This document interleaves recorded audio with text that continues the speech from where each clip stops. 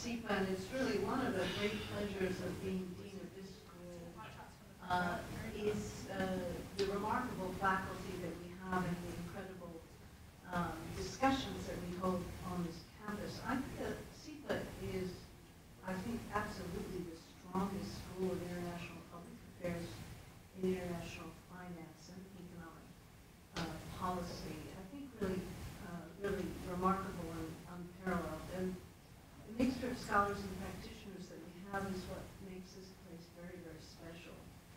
You know, this afternoon I was talking to a group of students about how do you teach leadership. And I've always been slightly skeptical about it as a field. But I think the way you teach leadership, at least one way you teach leaders, is you have leaders come and speak about their experiences as leaders. And I think this afternoon's panel is just an extraordinary example of that. And so I congratulate Patricia Moser and I think others who've actually stimulated this discussion to occur. I remember during the start of the financial crisis, I was teaching a course, Foreign Economic Policy, and I asked our students in the class, you know, what is the toolbox available to policymakers to deal with the crisis? And we developed in the class what we thought was this toolbox. And in the year that followed, what actually happened and was utilized was not anywhere in that toolbox. It required really creative, original, bold, fearful actions, but you know, using instruments both known and unknown. And so I think this kind of discussion with remarkable individuals who have had to deal with challenges in their own country, based with deep professional experience before they went into those roles, is exactly who we need to be hearing from. So I thank you all very much for being with us, and recognize Secretary Liu, former U.S. Treasury Secretary, who's teaching, I think, a course here that's very much focused on key challenges and how to think about them. Our own Arlen Panaglia, who is, of course, former Vice Chair of UC IOG, long-time SEPA faculty member and author of an excellent new book. Takatoshi Ito, former member of the Prime Minister's Council on Economic and Fiscal Policy in Japan, former Deputy Vice Minister, and longtime faculty member of Tokyo University, and the last few years honored to have him join us. Mauricio Cardenas, former Finance Minister of Colombia, as well as a number of other cabinet level positions, and Luis Cespedes, former Minister of Economy, Development, and Tourism at Chile. It's a remarkable group. I can't wait to hear your observations, and let me just invite, without further delay, our own Patricia Moser, who is herself a very seasoned former central bank official, economist, and also senior research scholar and Treasury Department official who runs our program in economic policy management and our central banking initiative. Trish, thank you so much for organizing this. I'm actually really a central banker as opposed to an economy or finance minister, but I am all admiration for this panel. This is really a session on practical policy, and it showcases both the breadth and the depth of the economic policy expertise here at SEPA, but also the real boots on the ground experience of our faculty. So the structure is going to be very simple. Each panelist is going to start off with 10 minutes approximately of introductory remarks, and they're going to give an example, maybe a couple, but one at least, from the time that they were serving, of a policy problem, a policy issue that they had to tackle, hopefully a hard one. What was the issue? Why was it hard? what was hard about it, and then what they did. Really bad And then we'll hopefully have a bit of a conversation amongst the 5 and 6 of us, and then we'll open it up and everybody else can ask questions. So, in lieu of a better order to do this in, I'm going to suggest we just do it in alphabetical order. So, Maurizio Cardin. Thanks, Trish. Well, thank you. I'm delighted to be here. I'm delighted to be in the company of these very important gentlemen. And I'm also delighted to be here at SIPA. I have enjoyed my time. And when I teach my students, I ask more or less the same question. How do you train future finance ministers? How do you teach leadership? So I think it's a combination of things. And of course, academic work, especially I'm an economist, economics and research is at the center. But it has to be complemented with other elements. And I think history plays a very important role. And also understanding the politics around. I think those are elements that you need to basically be able to teach in order to train people that are effective at policy making. So Trish suggested that we choose 2 topics, 2 decisions, 2 issues during our tenures in government. So I'd like to begin with a little bit of history. When Latin American countries were developing their tax systems back in the 1950s, they were quite influenced at that time by the experience of some European countries that had raised taxes on the payroll. And payroll taxes became very important as a source of fiscal revenue. Well, the reasons are obvious. Payrolls are relatively easy to tax, are visible, and for a finance minister is an attractive tax base. And that's why many countries in Latin America decided to tax heavily the payrolls, with a number of earmarks. If you go to Brazil, the payroll taxes are earmarked for subsidizing development loans for the development bank. If you go to Mexico, they are targeted to housing for public sector employees.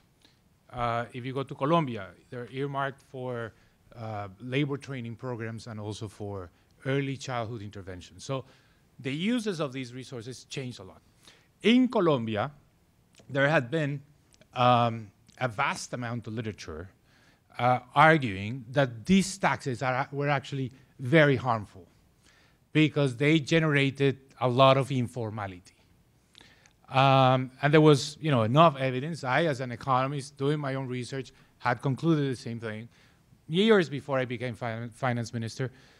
So when I became finance minister, there was a tax reform in the works that had nothing to do with payroll taxes. So I said, well, this is the opportunity for Colombia to cut payroll taxes and to replace that with corporate income taxes so that the earmarks were kept, and therefore all these interest groups and the labor unions of the recipients of these taxes were not that worried because they kept a share of the corporate income tax. And this is what we did. Essentially, cut the payroll taxes, increase corporate income taxes, and the result, and one of the reasons I mentioned this, is because it's very hard for a finance minister. I'm sure all my colleagues in this panel will say, well, it's the hardest thing is that you choose what you think was important. Because, I mean, if you're in government, you're doing a lot of things, and you think that everything you do is very important. But at least in this case, there's some evidence that there has been interest in the part of the academic community in analyzing the effects of this decision. So there are a number of papers.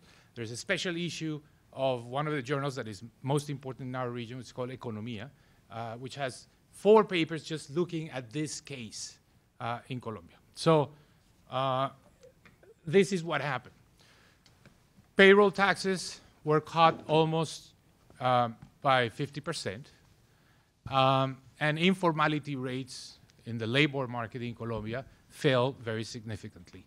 The 4 papers I'm alluding to, which are just one part of the literature in this topic, the 4 papers all concluded that this was effective. They disagree on the magnitude of the effect. But the result is that Colombia has now a labor market that for the first time is slightly more formal than informal. I am of the view that informality is really at the core of the explanation of underdevelopment. Informality has a lot of implications. It's hard to say what is the cause of informality. It's a combination of things. Maybe it's the result of a significant number of variables, but clearly taxes play a role. And this was the effect, the reduction in informality in Colombia.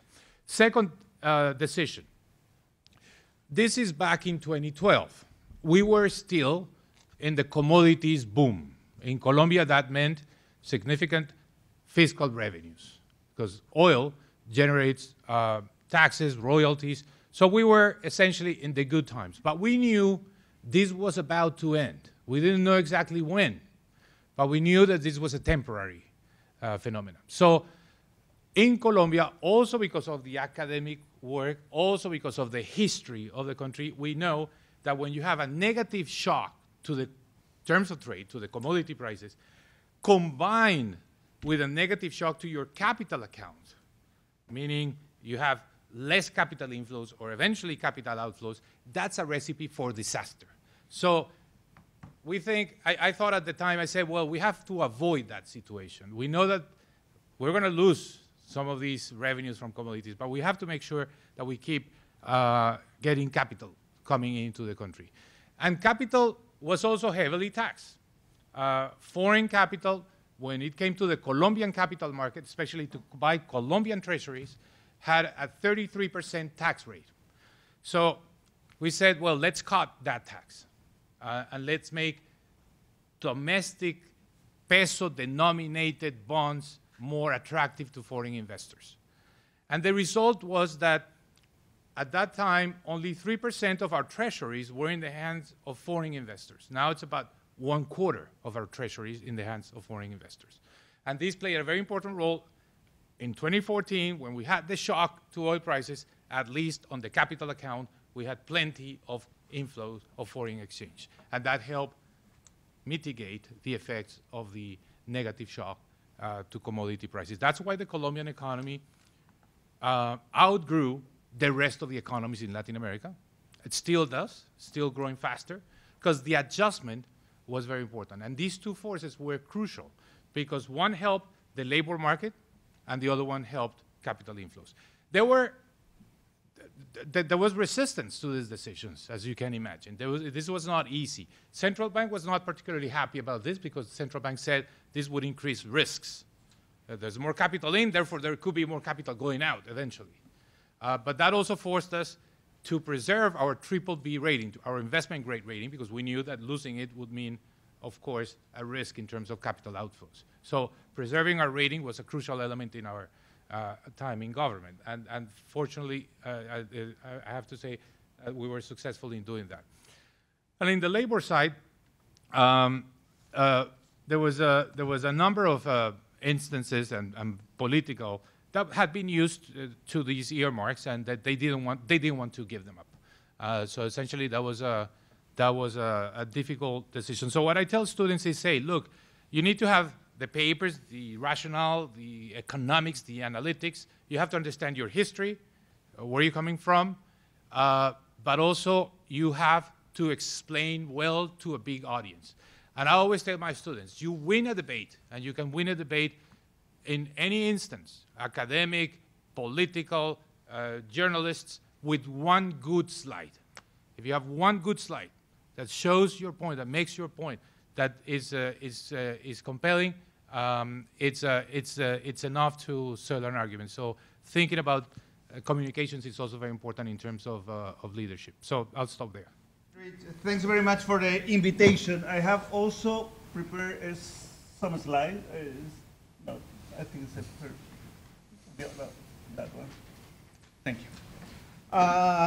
Thanks for the invitation. I think this is a great opportunity to share, and I'm going to share just one example of a difficult decision or a difficult time that I have to face within the portfolio of the Ministry of Economy in Chile. You have competition policy. So I'm going to concentrate in a decision on competition policy. And if we talk about cartels, I think that we are going to agree that it's a sort of a cancer for the market economy. Reduce confidence in the market economy, generates outrageous reactions sometimes, and I think fighting cartels is very important. But probably what happened is that the economic institutions are sort of stage dependent. Depends on the stage of economic growth or development of the country. So you start paying much more attention to those economic institutions when you are a more developed economy. And that is precisely what happened to Chile. One of the things that we tried to do at the early stages was to try to change some of the elements of our economic institution, this competition policy. Before the year 2009, the instrument that the prosecutor in Chile has, the Fiscal Nacional Económico had, were very limited.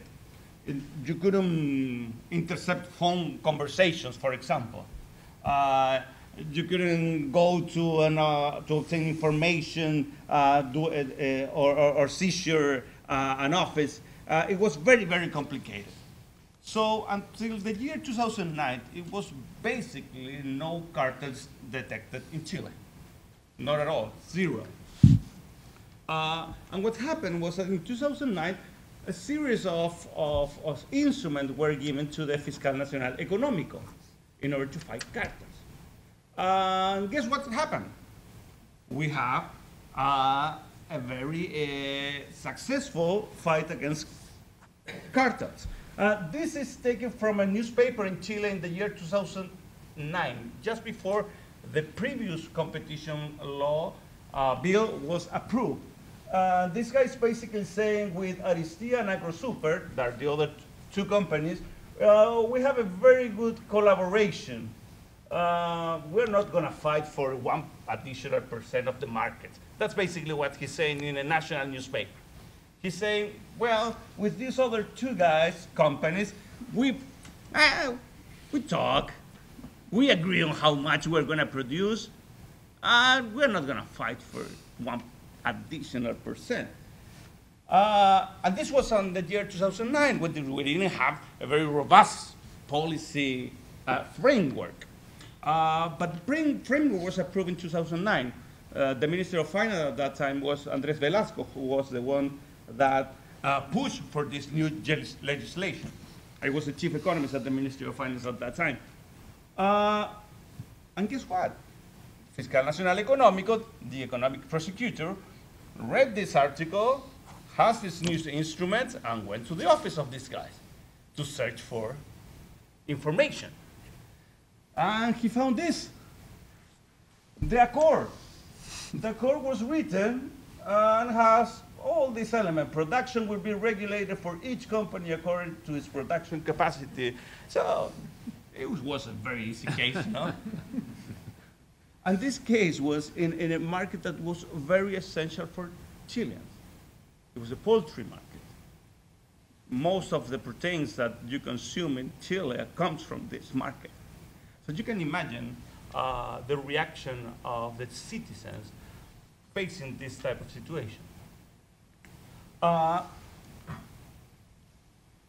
much were the additional benefits that the poultry market cartel obtained?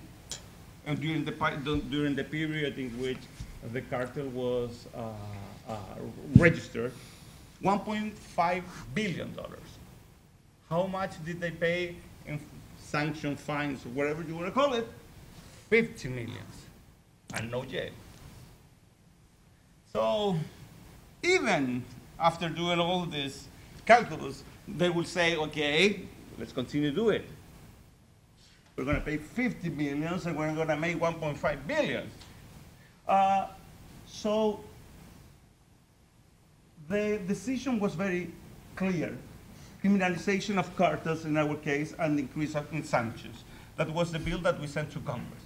But the design of criminalization was very key for the programs of a leniency program. So that was a challenge. How to design, to build a new, an additional instrument that was not going to destroy the institutionality that you were already, that was already working. And the problem was the context. At that time, we have in Chile all this discussion about the financing of campaigns. We have some certain ways in which the campaigns were financed that was basically being prosecuted by el Ministerio Público, the national attorney. And the main discussion at that time was that the formula was tax evasion. So the way in which the campaigns were financed was through a basically expenditure that the company will reduce from the tax base, and then that money will go to finance a campaign. But in the case of Chile, the institution that has the right to initiate the criminalization action, the penal action, was Servicio de Impuestos Internos, our IRS. So it was not the national attorney, the one with the decision to initiate the process. And the logic of this is that when you are a specialist, or we're talking about taxes, or we're talking about competition policy, those are very specific issues. So in those cases, it's better to have those specialists making the decisions. But that was against the popular view that when you were protecting to companies, you were protecting to those all these entrepreneurs that were doing this wrong thing. So you can imagine that when we talk about the criminalization of cartels, everybody thought about the possibility of having the national attorney being the one that was going to call for the initiation of the prosecution.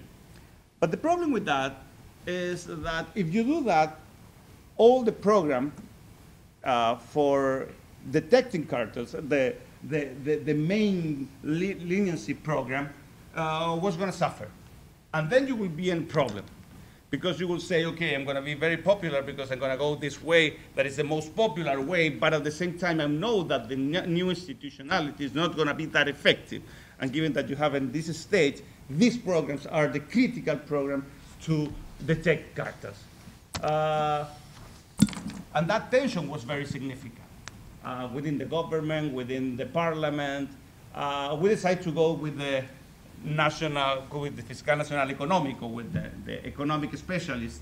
But it was a very, very difficult, it was a very difficult decision, because we knew at that time that doing that, probably we would have to spend much more energy in terms of approving the bill in Congress. Politically, was extremely complicated. So I think that was a very tough decision. We spent much more time than we were expecting. But as Mauricio said before, I think that communication was key, in the sense of explaining to the population that this was not something to protect an entrepreneur or a company, but to be effective. And I think that is something that is very difficult for technocrats. Today we are discussing in Chile, for example, changes in our constitution, a new constitution actually, changes to our economic model. And I think that the logic of starting all over from zero is something that is not positive. This example is an example in which you don't want to destroy something that is working. You want to build on the good things that you have, change the things that you have to do, and probably the most difficult logic to transmit is the logic that the economic institution are somehow stage-dependent. Competition at the very beginning of your development maybe is not the key restriction to economic growth, But then it can become a very significant one, and then you have to do the adjustment. The same happens in terms of taxes. If you want to, you were talking basically about state capacity. At the beginning, taxes shouldn't be that high, but then you have to generate state capacity. You have to improve education. You have to improve entrepreneurship, innovation, and that implies that you require more resources. So you need to be able to collect more taxes. I think that logic is something for the technocrats. It's much more difficult to explain, because in some cases it requires more than one slide, and that is always tricky. So I was trying to think of which of the issues post-financial crisis would be best to talk about. And first thing you think about is implementing Dodd-Frank and trying to harmonize international standards, navigating through a world of multi-billion-dollar sanctions violations that threaten financial institutions, dealing with exchange rates. And I said what I actually thought I would talk about is avoiding self-inflicted wounds. Because two issues that dominated my years at Treasury were not macroeconomic crisis, but almost crisis because of a lack of a fully functioning system in Washington. And the two examples that I'm going to use are the government shutdown and debt limit crises on the one hand, and maintaining our role in international financial institutions on the other. And I see my former colleague Marisa Lago here, who was in the trenches during these battles. Coming out of the Great Recession, it was actually pretty remarkable how quickly the United States bounced back and kind of restored its place in the world order. It didn't take 10 years to kind of get over having been at the epicenter of where the crisis began. But almost as soon as we started emerging, we had a series of domestic political conflicts over fiscal policy that first brought us to the edge of shutting down the government, then brought us to the edge of default. And I want to tell the story about both because of a lesson learned that I learned in the navigating from one to the other. I actually wasn't Treasury Secretary. I was OMB Director during the period of conflict over funding the government with a threat of a government shutdown. I prided myself as someone who had weathered the 1990s government shutdowns, and I would never do that again. I would never be in a position where on my watch the government shut down. And I was proud that we navigated in May, June of 2011 through very difficult negotiations to avoid having the government shut down. It was a very short-lived victory lap because in the immediate aftermath of having kept the government open, we faced an even more dangerous battle of would we or would we not raise our debt limits so that we'd avoid defaulting on U.S. Treasury bonds. Going into that battle, I was still at OMB. Tim Geithner was at Treasury. It was a merger of two issues. In order to raise the debt limit, the demand was we agree to fairly substantial, quite draconian spending reductions. Now, mind you, in 2011, spending reductions held the risk of slowing down the economy and potentially even causing a recession as we were emerging from the Great Recession. The negotiations over that didn't go well. We got to literally the eve of a default, where in one room we're negotiating a budget agreement, in another room we're monitoring financial markets in Asia to see whether they've reached the conclusion that we're going to fail as opposed to succeed. And we reached an agreement over something that was not a high watermark of policymaking, the Budget Control Act, which put in place what came to be known as sequestration, because it was deemed to be so offensive that nobody would let it happen. There would be other policy decisions intervening. So why am I telling you this long, convoluted story? Now, obviously, the United States' standing in the world would not have been enhanced by defaulting on our bonds. The centrality of the dollar as the world's reserve currency, our leadership in the international space, would have been terribly hurt by that, as would our economy. What I learned from it was that by doing the right thing and avoiding a government shutdown, there was a kind of moral hazard that made the fight over the debt limit something that seemed survivable. And in 2011, we just barely survived it by hours. Fast forward to 2013, when I'm now at the Treasury Department, and there's yet another demand that we make fiscal policy changes in order to allow the borrowing that needed to happen to go on. And we took a very different course. We said, never again will we negotiate over extending the debt limit. The only answer, Congress has authorized the spending, Congress has set the tax level, the difference is a shortfall that can only be made up through borrowing, and Congress, you just have to do your job.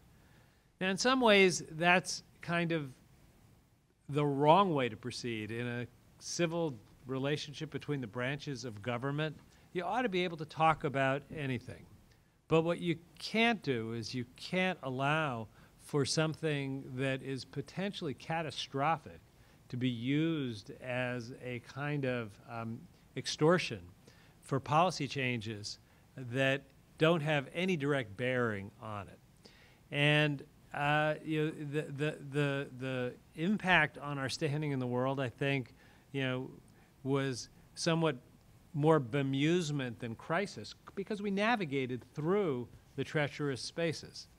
At the very same time, we're in the international financial institutions dealing with the aftermath of the financial crisis. And we're dealing with the IMF quota reform that had been negotiated at the G20 meeting in Pittsburgh, where it was agreed that there would be a substantial new amount of capacity given to the IMF to be able to help the countries that have crises if the financial crisis were to continue. Every country in the world ratified the IMF quota reform except for the United States. It took 5 years for our Congress to ratify the IMF quota reforms. Some of my colleagues remember some of the meetings where, instead of being an open discussion, it was the countries of the world focusing on how could the United States do this, leave the emerging economies without getting the additional voice that they'd been promised, leaving the IMF without the stable funding to go forward. In the end, we did ratify and approve the quota reforms.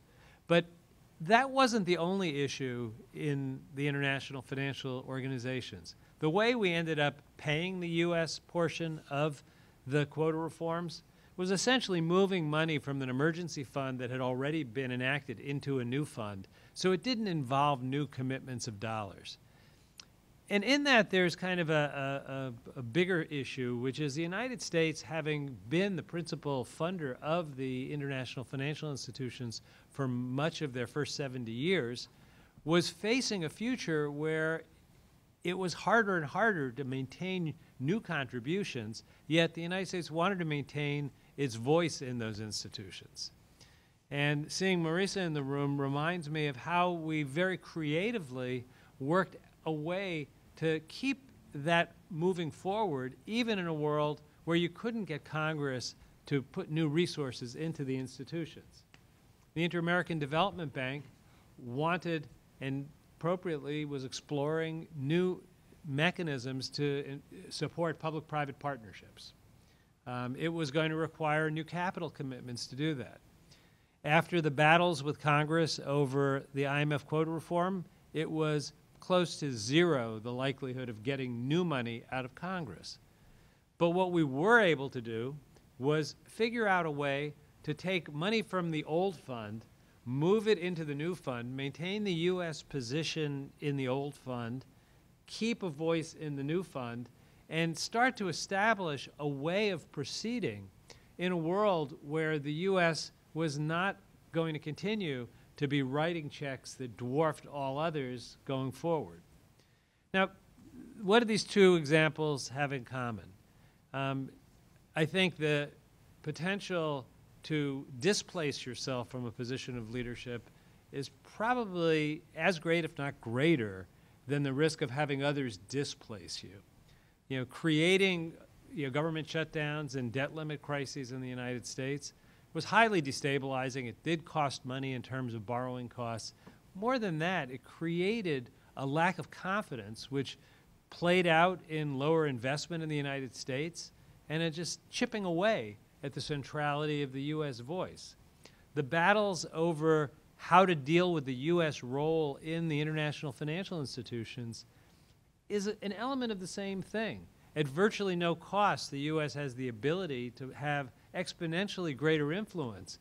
And I was proud that we were able to find a pathway to limit the damage of the domestic self-inflicted wounds and to creatively work our way through in the international space. But I think going forward, that challenge will probably not go away. It will get more so, not less so. So,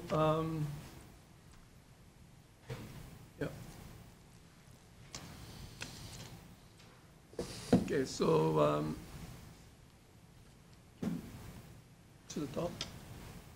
Yeah. So my title is the G's, right? So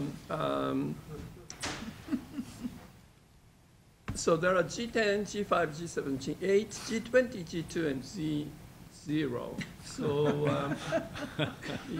all the faculty members know what they are. But the challenge question to the students is, can you name countries in those Gs? Okay. And actually, among these, and I'm sure G20 you've heard many times, and Jack just mentioned G20 as an important group to lead the discussion on international financial institutions. But among these, actually, G10 has the oldest history and most important to accompany IMF. Okay?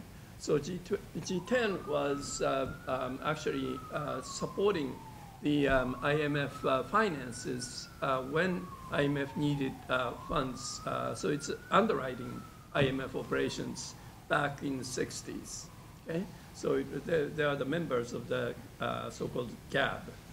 Okay? Later it was complemented, replaced by NAB, but that's a newer story. So G10 actually has 11 countries. Okay, so G5, G6, G7, G8, these are the derivatives, and G5 was created in 1987 with the 5 largest economies at that time: US, Japan, Germany, UK, and France. And G5 became kind of famous when there was Plaza Agreement in 1985. Okay. So, sorry, the G5 originated in 1974 and became prominent in 1985 when they met in the Plaza Hotel in New York and declared that non-dollar currencies have to appreciate. So that was the beginning of the U.S. pressures on others based on the bilateral trade balance. Okay, and the G5 quickly became G7. In U.S. So Europeans wanted Italy to join, and U.S. countered that if you add Italy, we're going to add Canada. So that was a compromise between U.S. and Europe. And Russia was invited to join the political part of the meeting, and that's the G8, but not in the economic meeting, and then entered both meetings, but then ejected after the Crimea. 2012. Now it's back to G7, but the G7 weight in the world economy has been declining steadily. Of course, the emerging market economies are getting bigger and bigger. Now we have G20, right? But so many people think that G20 was created in aftermath of the global financial crisis. As Jack just mentioned, after the crisis happened, that meeting was called in Washington, D.C., and that was 2008. But this group was actually formed in 1999 in the wake of Asian financial crisis. So that was only finance ministers and later central bank governors joined, but originally was 1999, finance ministers meeting the G20. So I'm going to talk about how this G20 was formed in the wake of the Asian crisis. And later, after the global financial crisis, it was a summit meeting was created, but in the hastily done, so they just grabbed the membership card from the finance ministers and put it into the summit. So the membership was decided in 1999. Okay, so actually G7 was coordinating that who to invite to form a new forum called G20. So the vice ministers of the G7 were closely coordinating in the U.S., Germany, and Japan, were mostly trying to come up with the important countries lists to discuss the international financial institutions, the international IMF, and other issues.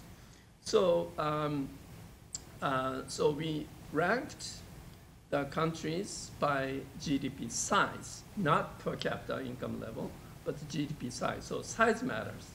Okay? Then we took out some European countries and added Asian countries and a few other countries in the name of the geographical balance. Okay? So the largest economy, which is not in the G20, is Spain, okay, and Netherlands, and Switzerland. They were among the top 20, but taken out, and added South Africa and Argentina, okay, for geographical balance.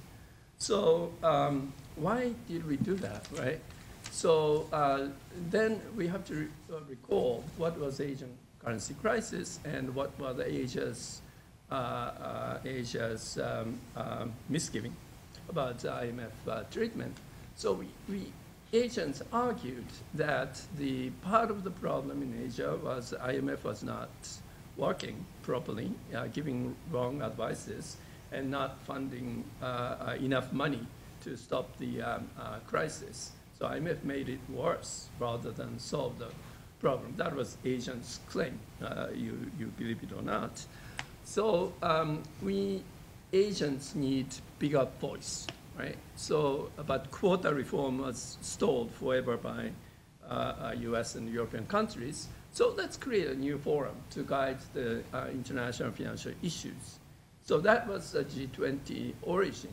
And so China will be in, and India will be in, South Korea will be in, and Indonesia was invited. That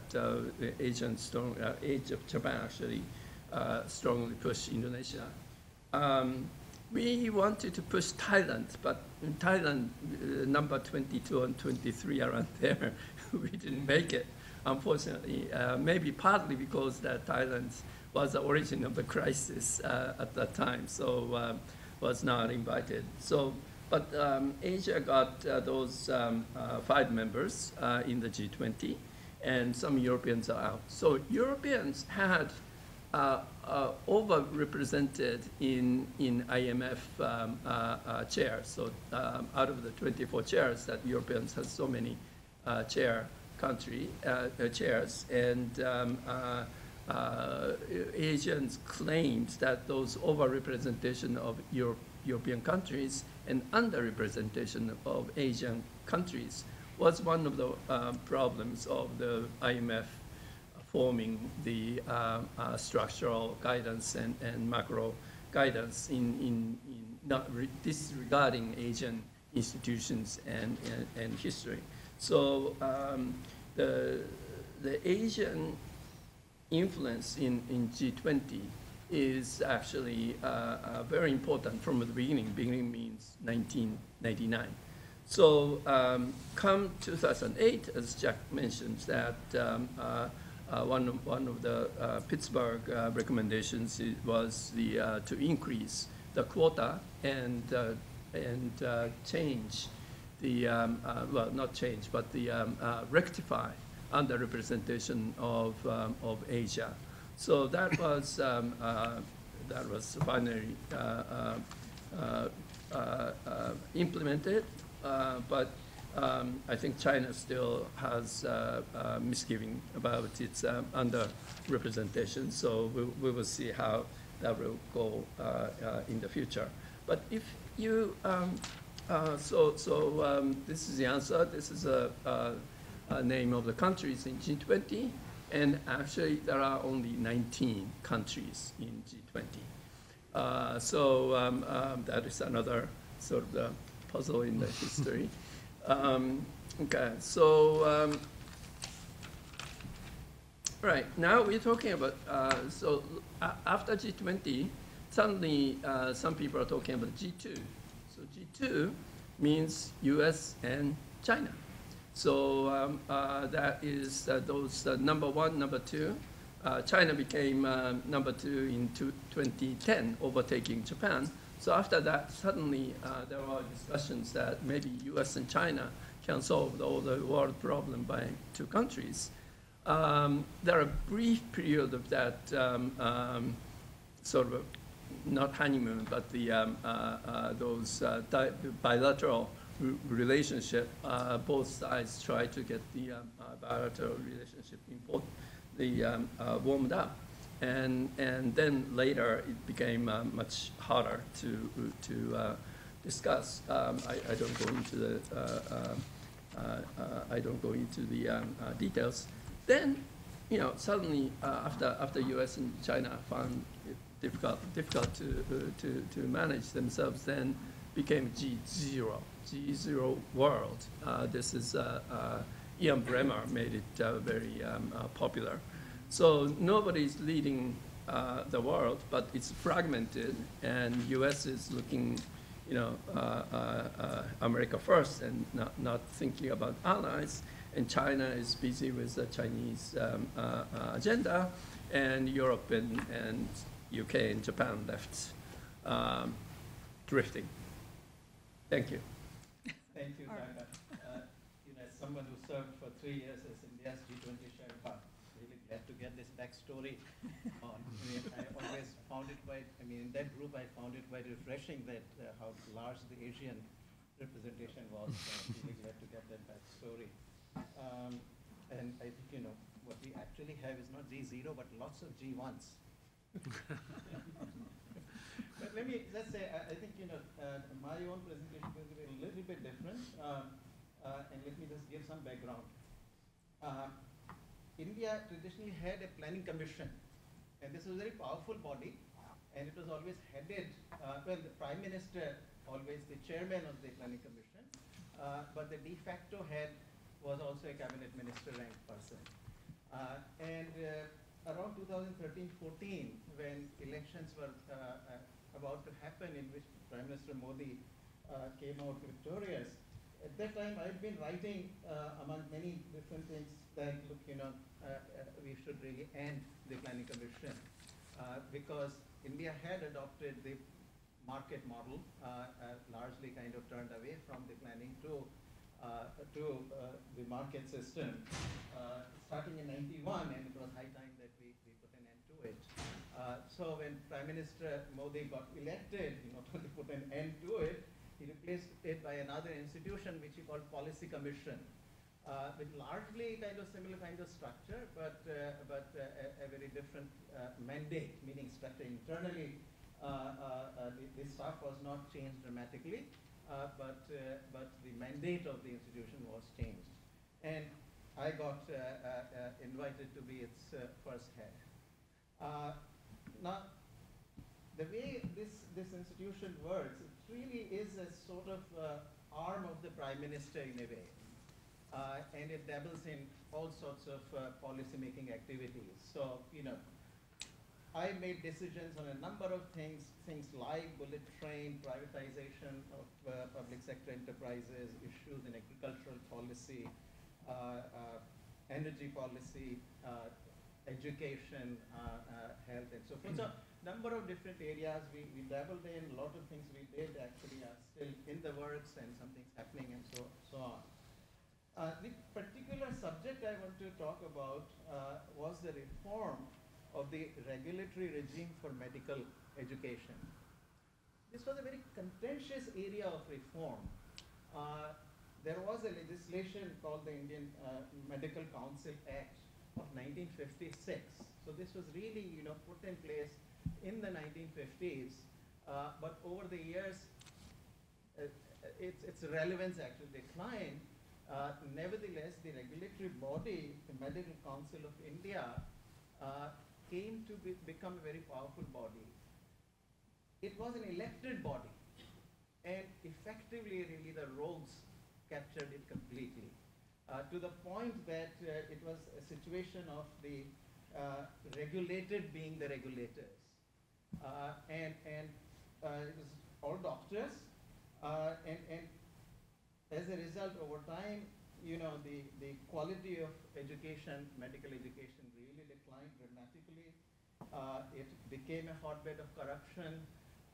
The institution, the Medical Council of India would not easily kind of allow new medical colleges to come up, would not allow the expansion of the existing medical colleges, so much so that the number of doctors remained relatively small in relation to the population of the country. And in rural areas, for example, there were hardly any doctors. Even today, most of the services provided by what you will call quacks, people who have just trained themselves to be doctors, and they call themselves doctors, but they have no education or training to actually be there. But they are there, and therefore, when at the government facilities, patients don't find anybody, they go to them, and so that's the background. So, as I said, we used to cover a number of different areas for the Prime Minister and for the country. So, on one of the presentations that my institution, the policy, it came to be called Policy Commission. It's a translation of its Hindi name, which is Niti Aayog. So at that point, the issue of higher education in medical field came up, and the Prime Minister very wisely kind of appointed a committee, which I headed. And so really, the whole issue came into the hands of the Niti Aayog, and our job really was to navigate the new legislation. So effectively, my view was, in terms of making the decision what to do, my head was very clear. What was very difficult was to navigate the whole process. So just to give you a sense of what the problems were, I described to you the problems. So what are the things that we needed to do?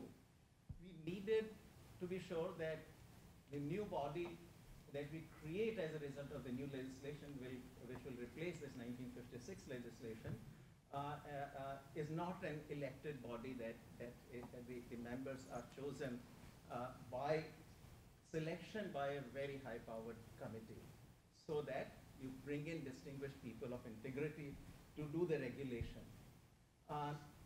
Then the system had to be designed also in a way that quality is raised, and also the entry of the new medical colleges becomes easier. So number of these objectives, so that was purely an issue of how you frame the legislation. And we knew that we will face huge amount of opposition from many different quarters.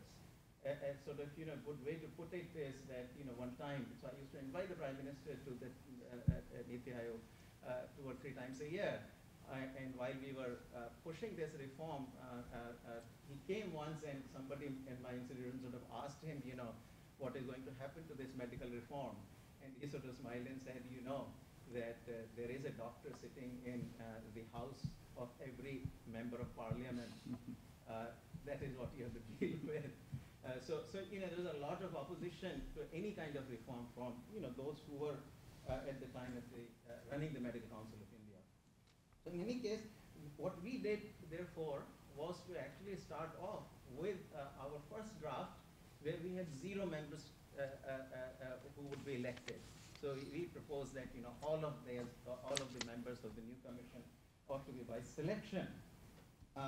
We also put in a number of boards, undergraduate board, the postgraduate board, but also a quality assessment board. This board will have to assess the quality of all the medical colleges and put that information in the public domain so that people can find out what are the better colleges and what are not, which are not so good colleges. Also, we put in a provision for entrance and exit exams that, entrance to the medical colleges ought to be by merit, and so an exam which determines the merit of the entry candidates, but also on exit, because the quality of medical colleges vary.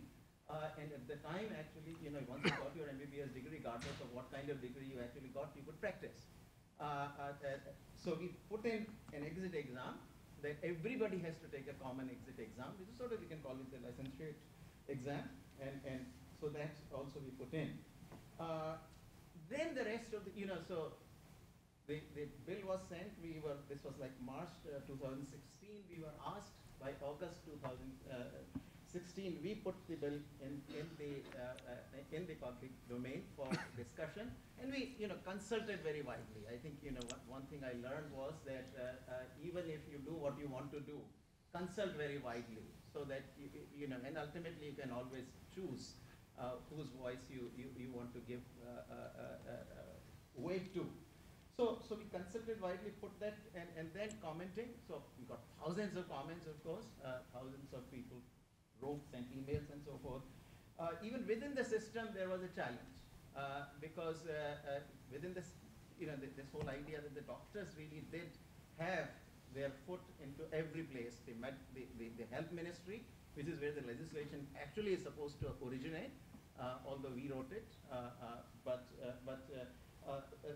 so, as the legislation kind of moved up, a group of ministers had to first give its blessings, and there, of course, we began to see the entry of elected members. And the push was that, majority ought to be elected members, and so we really fought back, saying that, look, if you want the majority to be elected, then there is no need for the reform. The current legislation is quite fine. We took the matter, of course, in the end to the Prime Minister, who was behind us firmly. So in the end, a lot of changes happened, but basic structure remained. Ultimately, there were 30. We had proposed initially starting off 20 members in the commission. They raised it to 33, of which 9 were to be elected, but still the majority are by selection. We also brought in, something equivalent of nurse practitioners in the United States, because the medical doctors themselves, MBBS and on, often not going to the rural areas. So rural areas get served by the quacks. So we introduced something which is equivalent of nurse practitioner in the United States, and that had a lot of opposition. So I got a lot, on my Twitter account, I got trolled very badly on that particular issue because the doctors did not want it. But the Prime Minister stood for it, and in the end, so legislation, so it was passed finally in the second term of the Prime Minister. It didn't happen while I was still there. The cabinet had approved it and they put it on the Lok Sabha, but it didn't get the approval. Finally, it has been approved in August of 2019. So now the new legislation will determine the structure of the regulatory body in the future. Thank you.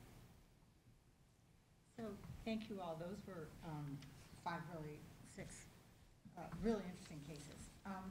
So if I sit here and sitting here and listening to you, it's in every one of the cases you described, in Taka's case about how the groups were formed, but for the rest of your cases in your countries, all of you faced some big roadblock, or a couple of them. But they were clearly really different. Some of them were political, some of them were institutional, some of them were vested interests, some of them were a combination of all three. So clearly everybody compromised on something, depending from where your original vision was or what you were going to do and where you ended up.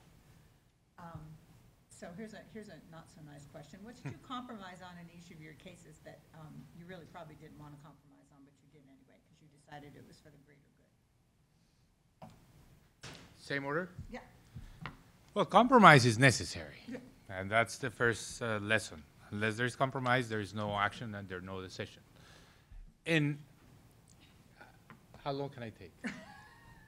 So let me, 2 minutes. So compromise in the issue of the payroll taxes was essentially to provide these institutions that were the recipients of the revenues that were coming from the earmarks, to provide them with a guarantee that is written in the law that they will never lose resources, that their budget will always remain the same, and not just that, adjusted every year with CPI plus 2%, which was really important for them years later when we had the negative shock with oil prices.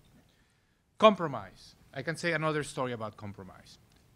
Fast forward to 2014, we have this severe shock with the declining oil prices.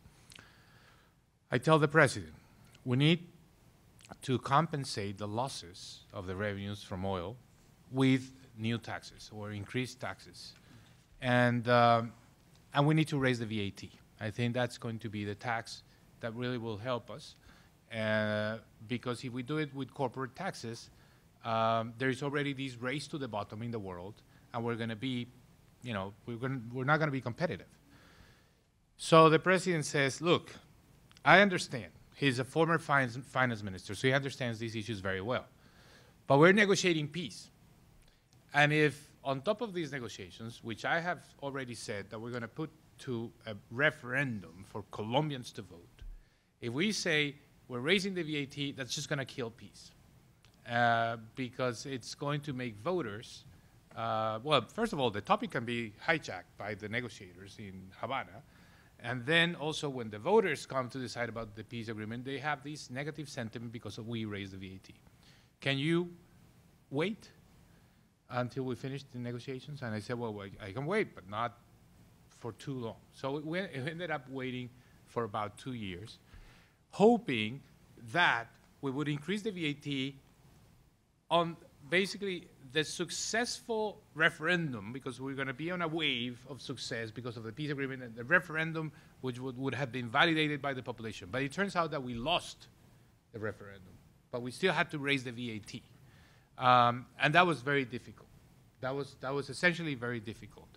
How did that happen? How we were able, despite the fact we had been defeated by the electorate on the peace agreement, how we were able to raise the VAT, I think essentially was about arguing that without those revenues, we would have cut a lot of the social programs existing in Colombia. So that was really the driving force. Explain to people that without those revenues, people that were benefiting from social programs would lose. And finally, we were able to raise the VAT. Very good question. It's tough because sometimes it's compromise, sometimes it's that you have to select certain battles. And in my case, in my experience, I had certain battles that I wanted to give, but I was not able to do it because sometimes you spend all your political space in one particular bill. So the regret sometimes is that you say, okay, I put all the weight on this one, but I wasn't able to do this other thing. Let me give you an example.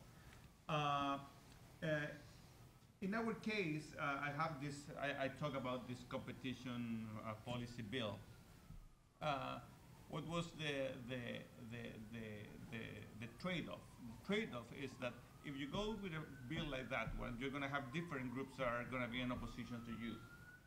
You're going to have that, for example, from the private sector, they're going to say, well, this increase in sanctions is way too high.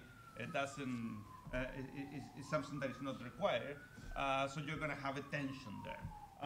You go to the politicians in Congress, they're going to say, well, this is not as hard as it should be.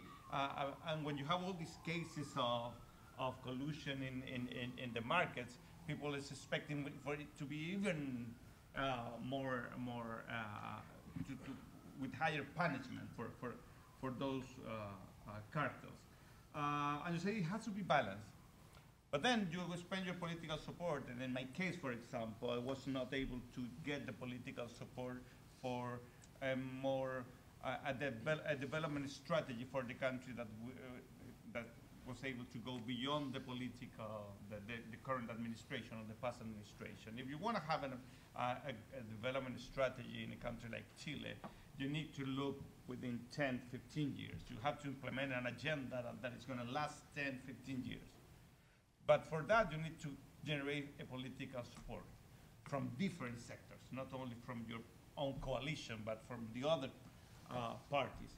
And if you go into a fight first in some bills, then you're not gonna be able to do that other thing. So I think that in my case, it was more related to the things that I had not, that I couldn't be able to do. And this other one is that in policy, sometimes when you have a lot of uncertainty, when you have that a bad scenario is a really, really bad scenario, you have to implement robust policy, no?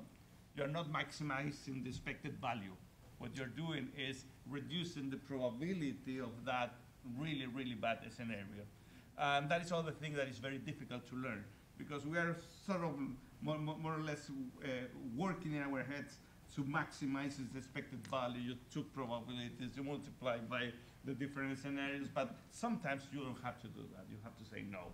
The bad scenario is so bad that you have to do something different. But that again implies that you have to be more cautious and you have to let things. So in the two examples I used, the challenge with IMF quota reform was overcoming inertia. It didn't feel like a crisis to Congress. It felt like a crisis to the rest of the world. The event that triggered it to become more of a crisis was a G20 meeting where Vladimir Putin and Angela Merkel ended up joining together to attack the President of the United States. And he turned to me and said, "I don't care what we have to do. We have to get this done. This is never happening again." And he was right. I mean, he and I were the ones fighting hardest to do this. That led to a conversation where there was a certain political price extracted by Mitch McConnell.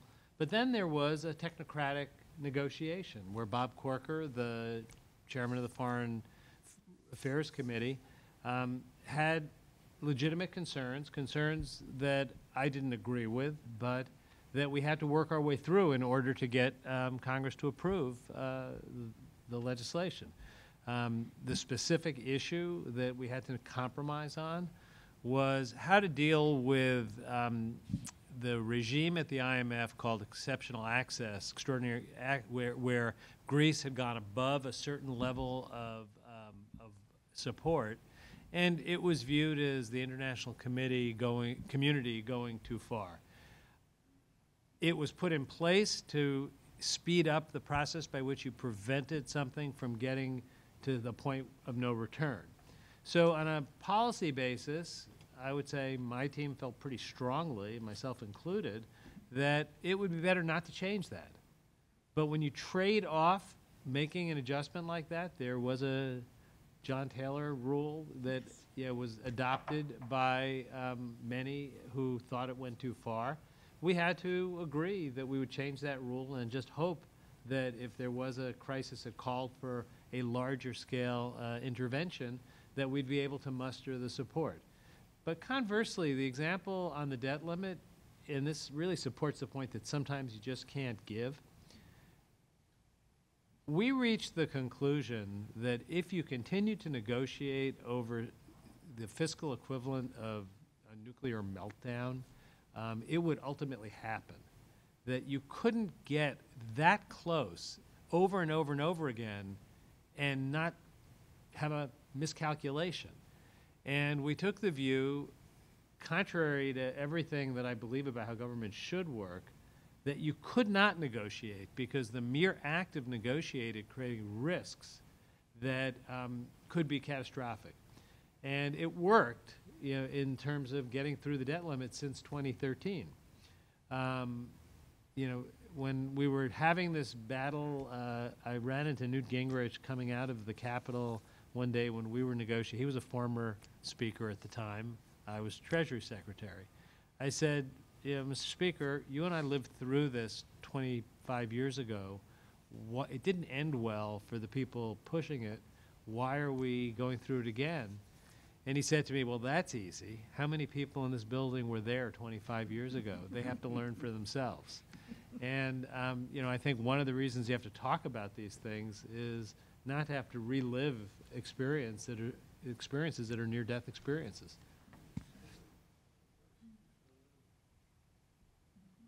So in the international financial negotiation or negotiation over the international financial architecture, well, there are several variables. It's not compromise, it's more like horse trading. So there are quota or money that you put in. You have senior positions like managing director of the IMF or the president of the World Bank, and deputy managing directors in IMF. There are the headquarter location negotiation and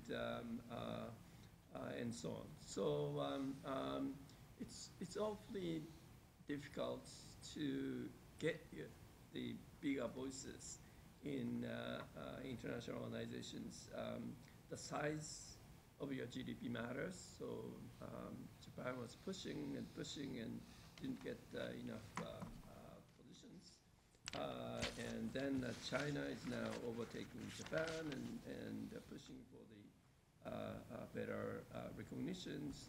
Didn't get the bigger quota. So while U.S. was not approving those quota, that China seized the moment to justify creating AIIB. So it's U.S. fault to have this AIIB, or Chinese brilliant move to grab the opportunity. And AIIB, it's located in Beijing, and the president is always Chinese by bringing those the quota and so on. So you need to find a moment to push. You need to have the friends, the regional friends, and others to push your agenda, and you have to be ready to do the horse trading.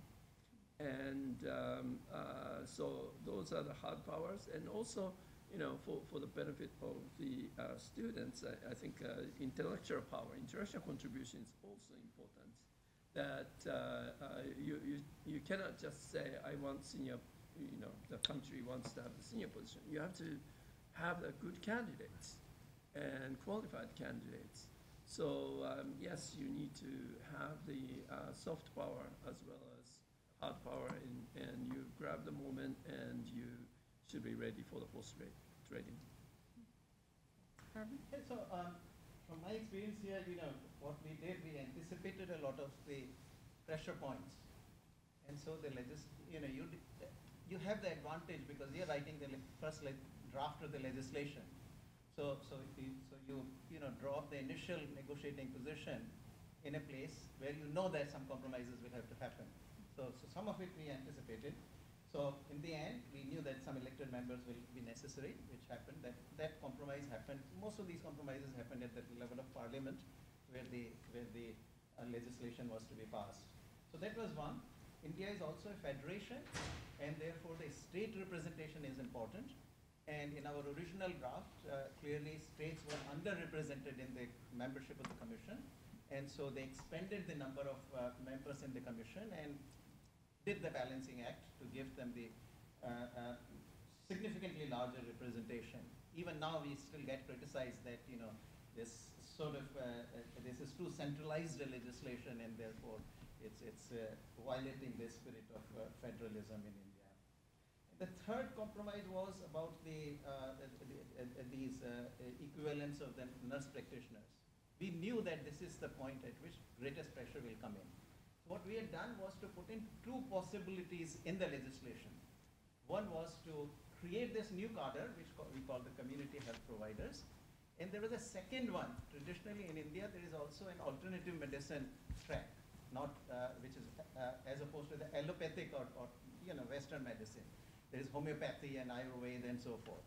So we had also put in there that create bridge courses which will then allow the Ayurvedic and homeopathic doctors to actually prescribe in a limited way the allopathic medicine. That got shut down. So that was the compromise that happened, but the community health provider provision remains, so I think our objective was good. Thank you. So, questions? Yes, please. Great. So, Oh, I think David is. David Hendren. Thank you. you get a call this afternoon from the finance minister. He said, I'm really sorry, but I missed the panel today. But I've got the following quantity. I've been working for the last year on fiscal reform, which is a nice way of saying raising taxes. And the president, I've got the president's buy-in, or I thought I did. And this is not directed to Luis in particular, anyone in the panel, all of you. But after the hike in subway fares in Santiago, which is not exactly a tax, the president's saying, I think the whole political dynamic has changed. And while I have been supportive of the reform, I'm having second thoughts. So in one slide or less, what would your advice to the finance minister? Should I start? Well, look, at the end of the day, no matter what the president says and the support that he or she gives you, you are alone in most fights and most battles, because the president, of course, has to play a different role and is more the compromiser, has to bring some balance to the entire government. So at the end of the day, it's the finance minister alone making some tough choices and decisions. So you have, my only advice to that finance minister is there's some essential issues. And there are other things that can be negotiated. And the essential issues in a country like Colombia have to do with making sure that you meet your fiscal target, that you don't essentially run an excessively high deficit, that you keep inflation under control. If you see things that are going to compromise those two core elements, of course you have to say there's a limit here. I was fortunate that I never had to be in a situation where I had to say, well, it's either these or I am out. But you have to say where you're going to put the limit. Let me illustrate this with an example. After the peace agreement, there was the expectation, everyone involved in the peace negotiation, including the president, that this was such a big achievement, and it was so important and so transformative of Colombia that we could actually relax our fiscal rule. And during the negotiations, I always said, well, we'll see, we'll see, we'll see. After the peace agreement was signed and was approved, they came back to me and said, well, we have a good argument now vis-a-vis the IMF or the rating agencies to relax the fiscal rule and spend more to basically implement the peace agreement. I said, look, I disagree. If we do that, we're going to undermine the positive effects on the markets of the peace agreement, and I'm sure we can live with the budget that we have, because the implementation of this agreement is going to take time. It's going to be slow. So I actually basically said, there's a limit, we won't do it, and essentially the fiscal issue, I think, is one of those elements that you cannot negotiate. So the finance minister in Chile maybe now has the pressures of increasing expenditures beyond what's reasonable with the fiscal rule in Chile. I wouldn't do that. I think that at the end of the day will be bad for the economy. I would just say that our system is so dependent on Congress to do anything with taxes, and the president can't force Congress, that you have to essentially have a public demand for change. And that's happened in 2013 when there was a 2012 presidential election where the core issue was rolling back tax cuts for the top tax rates. And that ended up making it fairly easy. Without that, no amount of speech making or arm twisting would have made that possible. I would just reflect that in some ways, a U.S. Treasury Secretary has more of an ability to drive policy to do hard things in other countries than he or she does in the United States. If you are in a situation with a Ukraine that desperately needs a $20 billion package from the IMF and a few $1 billion from countries like the US, Japan, and Germany, you can demand that they do X, Y, and Z, and their survival depends on meeting your demands. You don't have that ability domestically. And it really takes political leadership at the very top to provide the ability to do hard things. In a country like Australia, where you saw some very hard policy decisions made, imposing carbon taxes, it was so unpopular that it was almost immediately reversed. The finance minister did the right thing, treasurer in the case of Australia, but it lasted, what, a year, 18 months? So public support is critical. One more, and then Bill. And then, yeah.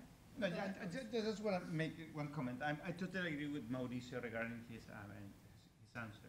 I would say that, in my experience, you have to separate what is your position as a minister on what is the right policy. Sometimes I think that there's some confusion there. People think that if I'm not there, things could go wrong. And there's certain limits, things that you shouldn't be doing, because you think that if it is inflation target, if it is, I don't know, the fiscal rule, whatever it is, you have to be very clear what are the limits for you. And you have to be willing to resign in case you're not able to fulfill that. I think that would be because I mean you're always going to find a potential solution, but if that solution is not going to fulfill these other limits, it's better not to. Bill, please. For Mr. Cardenas, I can see how there will be popular support for the move from the payroll tax to the corporate profit tax in the country. One, the tax on labor income, there are many. The other tax on corporate profit, there are few. But there must be economic constraints here, which I can understand that they didn't do it to play. Specifically, he wants to move the tax away from labor, because labor moves to the informal sector. So up to tax capital, it moves abroad. Was that not an issue? Are there severe restrictions on the ability of, on the willingness of corporates to move that? Because I don't understand the exercise otherwise. Yeah. Well, it's essentially that proposition that made it viable. We're taxing capital rather than labor. Yeah. And that resonated well with the electorate. So that the opponents to this came from two different blocks. One is, since these are earmarks, the labor unions of these entities that received the funding were against anything that could basically unsettle their status quo. There were these strong labor unions in the Labor Training Institute, in the early childhood agency of the government that received these revenues. So they were against this, and they mobilized a lot of people, and they actually had influence in Congress. The corporate world was divided because at the end is the corporations that are paying the payroll tax or the income tax. Well, you don't know. Yeah, you need to know a lot about tax incidents to really know who ultimately is going to be paying both of these taxes. But it's in their financials. It's in their balance sheet. So needless to say that labor-intensive sectors were in favor of this. Capital-intensive sectors were against this. But in the middle of that debate, the private sector was not really working with a united voice, so we were able to move forward. But years later, we rose taxes on capital,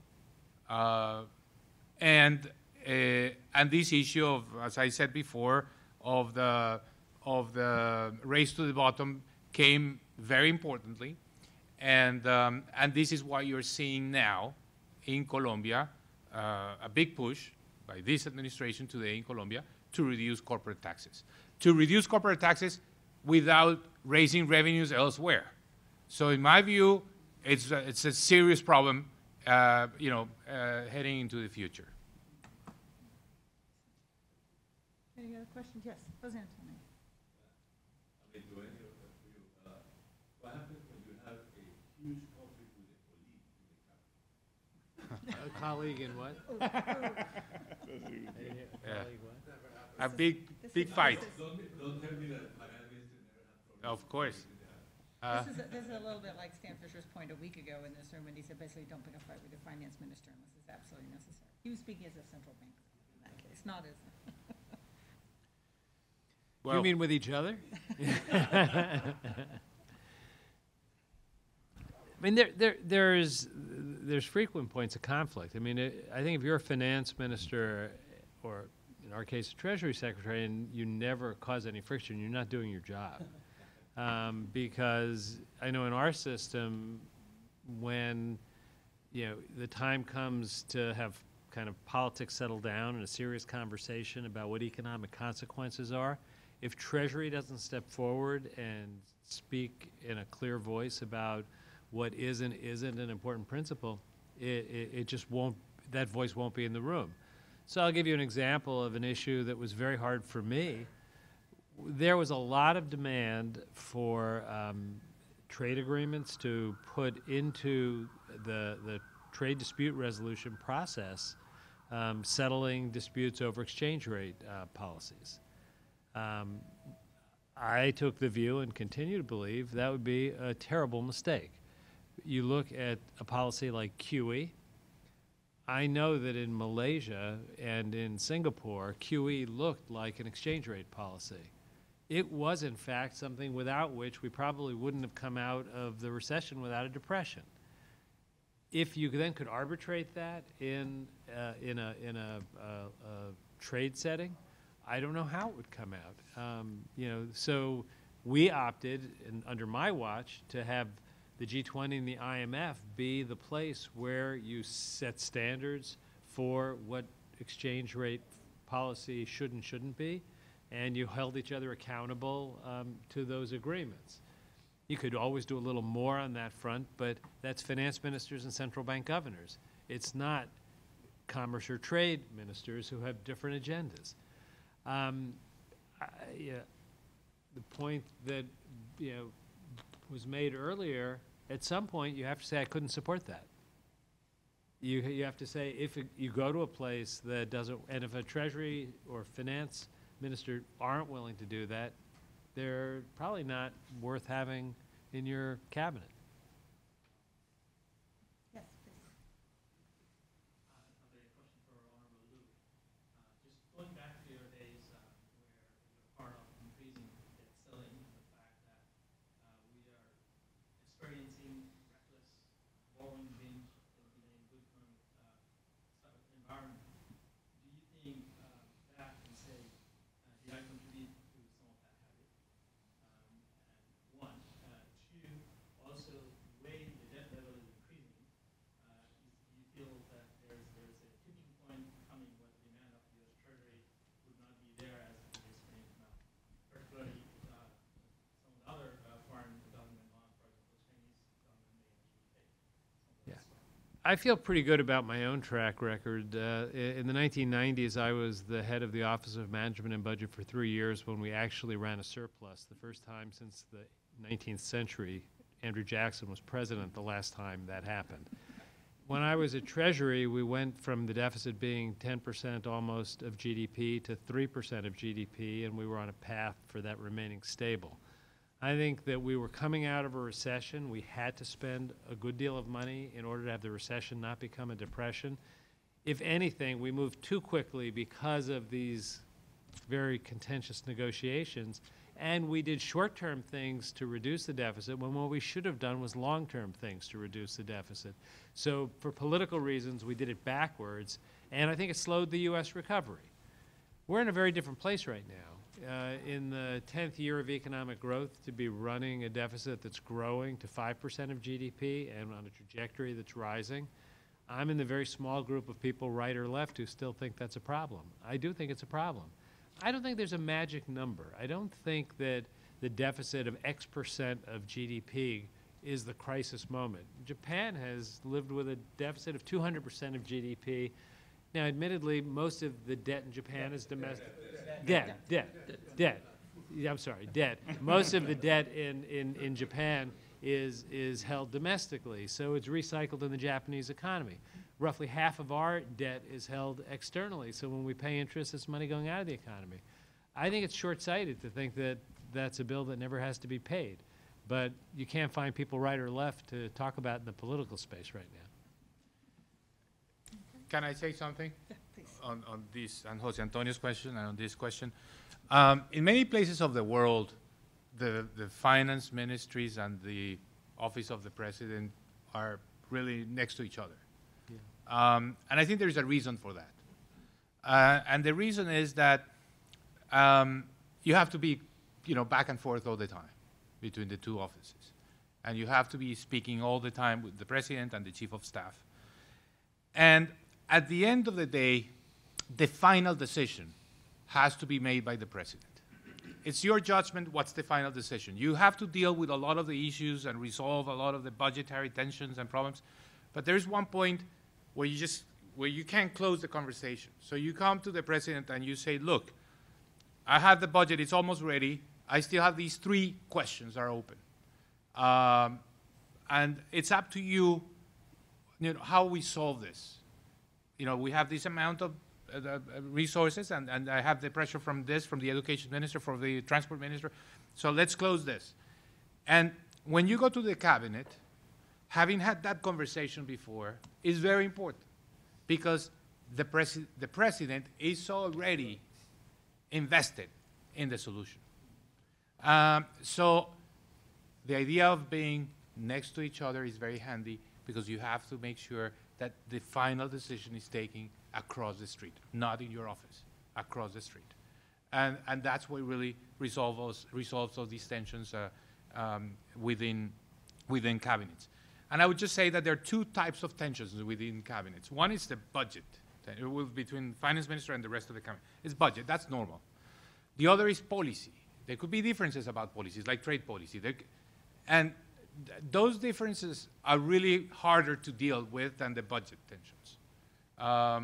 And in those areas of policy, again, I think it's the issue of making sure you understand what the policy preferences of the president are. But those are different types of issues that need to be resolved in different ways. I just have to say something. Minister of Finance are a different animal, okay? So when you are a sector minister, you don't hide with them. You don't fight with the Minister of Finance. It has to be your friend, because it's the one that you're going to... No, but what Mauricio said is true. At the end of the day, think about fixed costs. At the end of the day, the Minister of Finance, in my opinion, the experience that I have, I work with one of them, is that it's a critical figure for the government, because at the end of the day, it's the one that internalized the budget, the budget restriction, your budget constraint. And for the president, I totally agree, it must be one of the closest ministers. And I think that what happened to the rest of the minister is that sort of more or less you understand that situation. So you tend to collaborate in that strategy, or you try, or I think what you have to do is try to collaborate in that direction, because otherwise you're going to create a political problem to the president. So I think that's also something that happened in the domestic dynamics of ministers. I would just point out that in the U.S. system, the budget function is not in the Treasury. And in 1928, it was pulled out of Treasury and put into the Executive Office of the President in the Office of Management and Budget. There are a number of Secretaries of the Treasury who, in another part of their life, also had been OMB directors. So that closeness is not lost, even though they're separate. There you are. We have one last question back over here.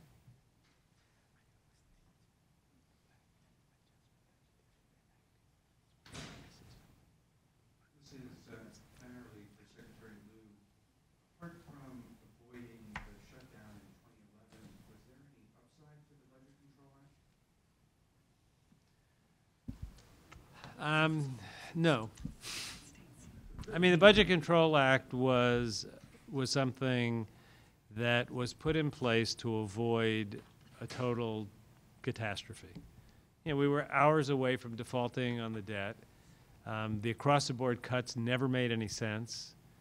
The notion of them actually hitting was something that in any other period wouldn't have happened. It would have forced Congress to come together, as Congress ultimately did after touching the flame of automatic cuts.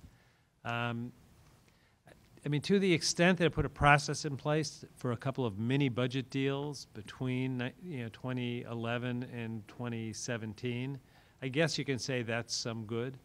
But that shouldn't have it shouldn't have been necessary to have this near-death experience with the debt limit, and then a distortion of our spending patterns in places like the Department of Defense that did real damage to important functions because of the sequestration.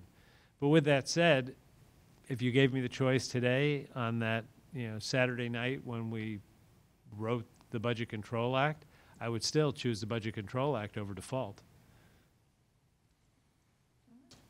Thank you all. Please join me in